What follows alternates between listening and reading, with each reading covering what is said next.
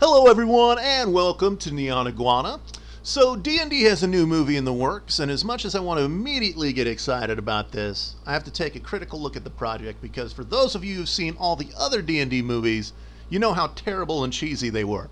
So instead of just diving into this topic with giddy enthusiasm, as I most certainly would have done having not known about these previous movies, I want to first peel back the layers of this onion and hopefully I won't find something that will bring me to tears. So here are the facts. 1. Warner Brothers, Hasbro, and Sweet Pea are all attached to the project. And if you don't know who Sweet Pea is, they're the company that were responsible for putting out the two previous D&D major motion pictures. More on that later, though. Number 2. The most notable producers are Roy Lee of the Lego Movie and Courtney Solomon of the other previous D&D movies. 3.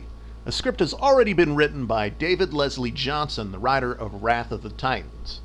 Number 4. The movie takes place in the Forgotten Realms universe. So what can we hypothesize from this?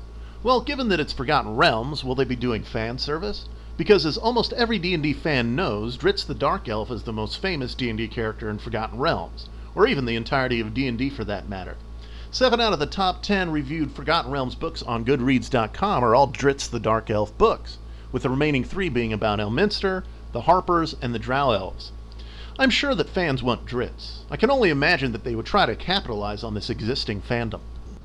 Warner Brothers and a Drow the Underdark theme would fit very well, seeing how well that the very dark and somber Dark Knight films have done. This is all dependent, however, on how involved Warner Brothers really is with the movie. I doubt that they'd be working too hard on the property, seeing as it's not really their property like Batman is. Courtney Solomon is attached, which already throws quite a bit of speculation on the movie, given the disastrous history of the previous 2 D&D movies he was attached to. I, however, am holding just a little bit of judgment since he was only one man in a disaster that included many, many people. He was simply given way too much responsibility right out of the gate. Coming into this, it was his first movie, the first D&D movie, and he was producing and directing. And given such a beloved franchise, I don't understand why it was given to him. He had never wanted to take the director's role either, and he had to take it in order for the project to actually continue.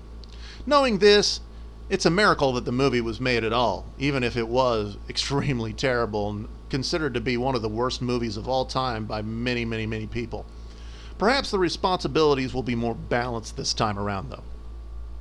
Roy Lee of the Lego Movie is attached, which brings a glimmer of hope, since the Lego Movie was universally praised and a huge financial success. Perhaps he can bring that Lego Movie mojo to D&D. What excites me most about all of this, however, is that David Leslie Johnson has done the script. I loved Wrath of the Titans, and I think it's just a perfect fit for the D&D movie. So now this brings me to what I want out of the movie. These are the things that I hope the whole production takes into consideration. I'm just one guy, though, and I understand that this is just my opinion, but I'd rather be vocal about this than just say nothing at all. I want them to stay true to the roots of D&D. D&D to me is all about mystery, your party, action, and the immersion of just being in this grandiose fantasy world. I also want them to stay true to the setting of Forgotten Realms. D&D has worked for close to 50 years to build its settings, and if you say it's Forgotten Realms, then there's certain things that people are going to expect out of your film.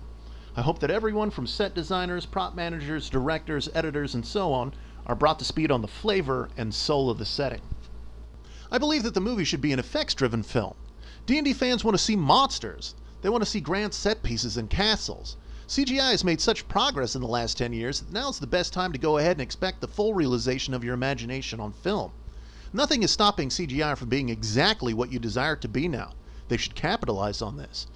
This is not to say that practical effects should not be used. They are still much better for physical character effects and so on, simply because they become part of the character.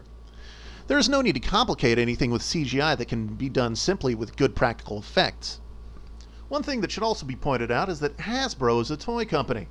How they have never fully realized the potential of 45 years of creatures and characters perfect for toy designs is beyond me. The amount of art and design that D&D has is a little treasure trove of what would rival even the Ninja Turtles. Why not capitalize on the fact that you're a toy company and release a full set of action figures along with the movie? It's not like the fantasy action figure genre has not worked before. Just look at how well Master of the Universe did.